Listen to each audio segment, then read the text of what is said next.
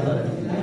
ಇವತ್ತು ಸುರಪುರದ ನಾಯಕ ವೆಂಕಟಪ್ಪನ ಬದುಕನ್ನ ಕುರಿತ ಒಂದು ತುಣುಕನ್ನ ನಮ್ಮ ಮುಂದೆ ಪ್ರಸ್ತುತಪಡಿಸ್ತಾರೆ.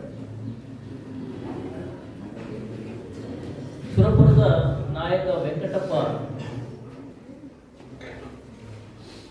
ಬ್ರಿಟಿಷರ ಕಾಲದಲ್ಲಿ ಪ್ರಥಮ ಸ್ವಾತಂತ್ರ್ಯ ಸಂಗ್ರಾಮದ ಸಂದರ್ಭದಲ್ಲಿ ಸಾಮ್ರಾಜ್ಯಶಾಹಿಯ ವಿರುದ್ಧ ಸ್ಥಳೀಯ ಕಿರು ರಾಜ್ಯಗಳನ್ನು ಸಂಸ್ಥಾನಗಳನ್ನು ಒಟ್ಟುಗೂಡಿಸಿ ಹೋರಾಟ ಮಾಡಿ ಭಾರತೀಯ ಸ್ವಾತಂತ್ರ್ಯ ಸಂಗ್ರಾಮದಲ್ಲಿ ಕರ್ನಾಟಕದ ಹೆಸರನ್ನ ಶಾಶ್ವತವಾಗಿ ನಿಲ್ಲಿಸುವಂತೆ ಮಾಡಿದಂಥ ನಾಯಕ. ಬಹಳ ಹಿರಿಯ ವಯಸ್ಸಿನಲ್ಲಿ ತಂದೆಯನ್ನು ಕಳ್ಕೊಳ್ಳುತ್ತಾನೆ. ಸ್ವಲ್ಪ ತಿಳುವಳಿಕೆ ಬಂತು ಅನ್ನಿಸುವ ಸಂದರ್ಭದಲ್ಲಿ ಪಟ್ಟಕ್ಕೆ ಬರ್ತಾನೆ. ಆ ಸಂದರ್ಭದಲ್ಲಿ ಎಲ್ಲ ಕಡೆ ಸ್ವಾತಂತ್ರ್ಯದ ಕಿಚ್ಚು ಹೊತ್ತಿಕೊಂಡಂತಹ ಕಾಲ 1857. ಆ ಸಂದರ್ಭದಲ್ಲಿ ತನ್ನ ಸುತ್ತಮುತ್ತಲಿನ ಚಿಕ್ಕ ಚಿಕ್ಕ ಪ್ರಾಂತ್ಯಗಳನ್ನು ಒಟ್ಟುಗೂಡಿಸಿ ಬ್ರಿಟಿಷರ ವಿರುದ್ಧ ಹೋರಾಟ ಮಾಡಲಿಕ್ಕೆ ಪ್ರಯತ್ನ ಮಾಡ್ತಾನೆ.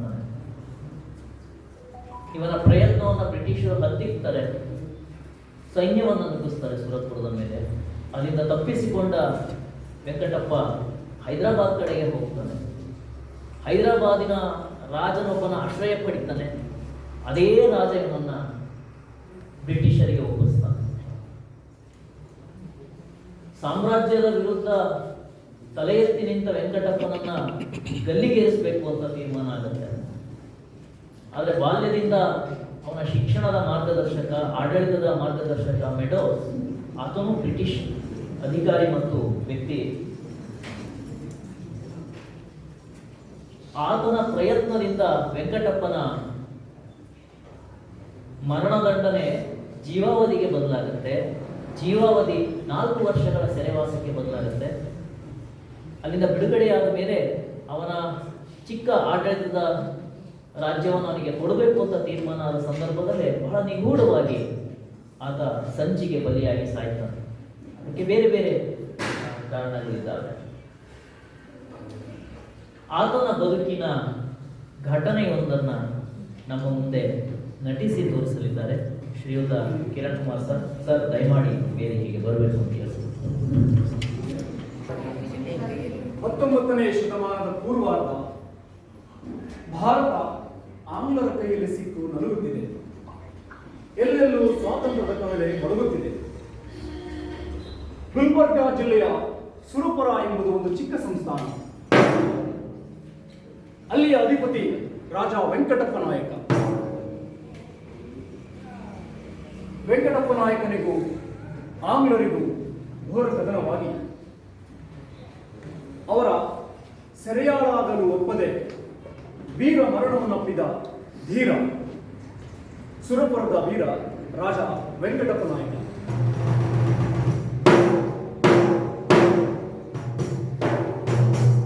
ಕನ್ನಡ ನಾಡಲಿ ಶೌರ್ಯವ ತೋರಿದ ಕನ್ನಡ ವೀರರ ಕತೆ ಕೇಳಿ, ಸ್ವಾತಂತ್ರ್ಯ ವೀರರ ಕತೆ ಕೇಳಿ, ಆಂಗ್ಲರ ಪಾಲಿಗೆ ಹುಲಿಯಾಗಿ ಕಾದಿದ ಸ್ವಾತಂತ್ರ್ಯ ವೀರನ ಕತೆ ಕೇಳಿ, ಸ್ವಾತಂತ್ರ್ಯ ವೀರನ ಕತೆ ಕೇಳಿ.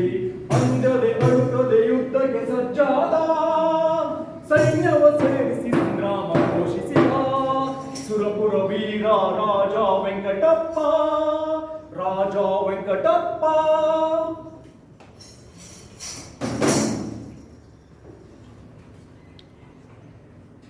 ರಣಘೋಷ ಮಾಡಾಯಿತು, ರಣಗೋಳ ಊದವಾಯಿತು, ಕೋಟಿ ಸಿಂಹಗಳಾಗಿ ನುಗ್ಗೋಣ, ಆ ಮದಿಸಿದ ಆನೆಗಳ ಮಸ್ತಕ ಬಗೆಯೋಣ. ಎಲ್ಲಿಂದಲೋ ಬಂದ ಆ ಕೆಂಪು ಕುನ್ನಿಗಳು ನಮ್ಮ ನೆಲದಲ್ಲಿ ನಿಂತು ನಮ್ಮನ್ನೇ ಆಡುವುದೇ, ನಮ್ಮ ಖಡ್ಗವ ಹಿಡಿದು ನಮ್ಮೆದೆಗೆ ನಾಟುವುದೇ. ಕೋಟಿ ಸಿಂಹಗಳಾಗಿ ನುಗ್ಗೋಣ, ಆ ಮದಿಸಿದ ಆನೆಗಳ ಮಸ್ತಕ ಬಗೆಯೋಣ, ಆ ಕೆಂಪು ಕುನ್ನಿಗಳ ಹೆಣ ಒಟ್ಟೋಣ, ಅವರ ನರವನ್ನು ತೆರೆಯೋಣ. ಕನ್ನಡಿಗರ ಬಲವ ಜಗ ನೋಡಬೇಕು, ಸ್ವಾತಂತ್ರ್ಯ ಜ್ಯೋತಿಯನ್ನು ಹಚ್ಚಲಬೇಕು. ನುಗ್ಗಿ ನಡೆಯಿರಿ ಶೂರರೇ, ನುಗ್ಗಿ. ಜೈ ಕನ್ನಡಾಂಬೆ, ಜೈ ಭುವನೇಶ್ವರಿ. ದುರದೃಷ್ಟವಶ ಆಂಗ್ಲರಿಗೂ ವೆಂಕಟಪ್ಪ ನಾಯಕನಿಗೂ ಘೋರ ಯುದ್ಧವಾಗುತ್ತದೆ. ಆ ಸಂದರ್ಭದಲ್ಲಿ ವೆಂಕಟಪ್ಪ ನಾಯಕನಿಗೂ ಆ ಆಂಗ್ಲ ಅಧಿಕಾರಿಗೂ ವಾಗ್ವಾದ ನಡೆಯುತ್ತದೆ.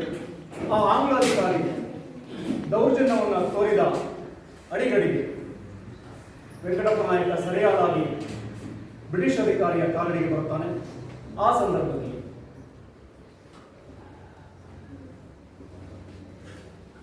ಓಹೋ ವೆಂಕಟಪ್ಪ ನಾಯಕ, ವೆಂಕಟಪ್ಪ ನಾಯಕ, ನಾಯಕ ನೋ ಟಾಕ್ ನಾಯಿ ನಾಯಿ. ಓ ನಾಯಿ, ಮುಚ್ಚು ಬಾಯಿ, ನೀನು ನಾಯಿ, ಭಾರತದ ಎಂಜಲು ತಿಂದು ಬದುಕುವ ಬೇರೆಯ ನಾಯಿ. ಓಹೋ ವೆಂಕಟಪ್ಪ ನಾಯಕ, ನೀನೀಗ ನಮ್ಮ ಸೆರೆಯಾಳು. ನಮ್ಮ ವಿರೋಧ ಕಚ್ಚಿಕೊಂಡರೆ ಕೊಲಿಸುತ್ತವೆ. ವಿಶ್ವಾಸ ಬೆಳೆಸಿದರೆ ಕಿಂಗ್ ರಾಜ ರಾಜ ಮಾಡುತ್ತೇವೆ, ರಾಜ ಮಾಡುತ್ತೇವೆ.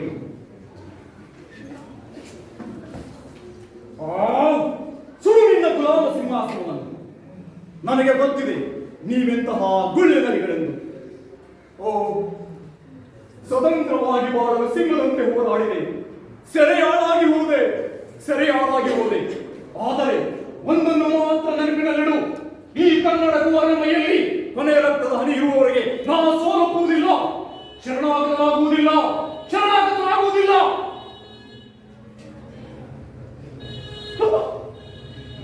ಜೈ ಕನ್ನಡಾಂಬೆ, ಜೈ ಭುವನೇಶ್ವರಿ, ಜೈ ಕನ್ನಡಾಂಬೆ.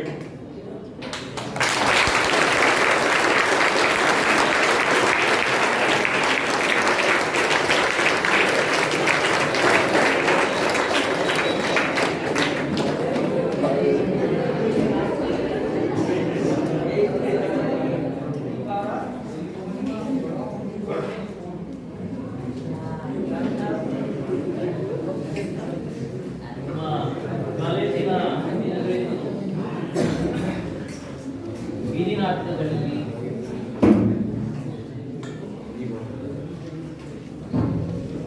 ಹಿರಿಯ ರಂಗ ವೇದಿಕೆಗಳಲ್ಲಿ ರಾಷ್ಟ್ರೀಯ ಸೇವಾ ಯೋಜನೆಯ ವಿವಿಧ ಶಿಬಿರಗಳಲ್ಲಿ ಹಲವು ರೀತಿಯ ಕ್ಯಾಂಪ್ಗಳಲ್ಲಿ ಮತ್ತು ಇಂದು ಬೇರೆ ಬೇರೆ ಸಂದರ್ಭಗಳಲ್ಲಿ ರಂಗಮಂಚದ ಮೇಲೆ ಸಕ್ರಿಯರಾಗಿರುವ ಕಿರಣ್ ಕುಮಾರ್ ಸರ್ ಅವರು ಬಹಳ ಹಿಂದಿನಿಂದ ಆಸಕ್ತಿಯನ್ನು ತೋರಿಸ್ತಾ ಇದ್ದಾರೆ ನಟನೆಗೆ. ಆದರೆ ಇವತ್ತು ಒಂದೇ ಟೇಕಲ್ಲಿ ಶಾರ್ಟ್ ಓಕೆ ಆಗಿದೆ sir. It was very good.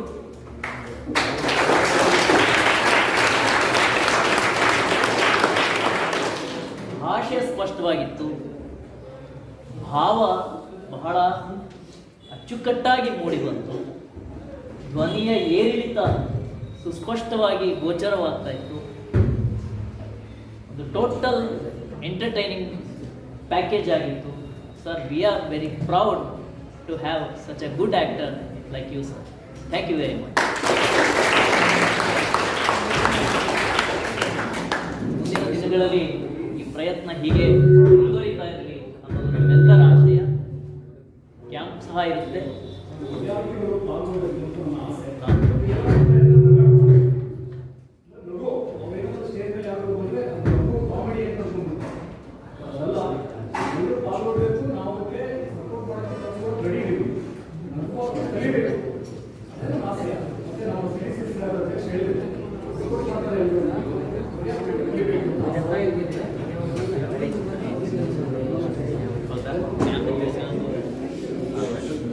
ಹಾಗಾಗಿ ವೆಂಕಟಪ್ಪ ನಾಯಕ ಮತ್ತು ವೆಂಕಟಪ್ಪ ನಾಯಕನ ರೀತಿಯ ಚಿಕ್ಕ ಚಿಕ್ಕ ಸಂಸ್ಥಾನಗಳ ರಾಜರು ಈ ನೆಲಕ್ಕೆ ಬೆವರು, ರಕ್ತ ಮತ್ತು ತಮ್ಮ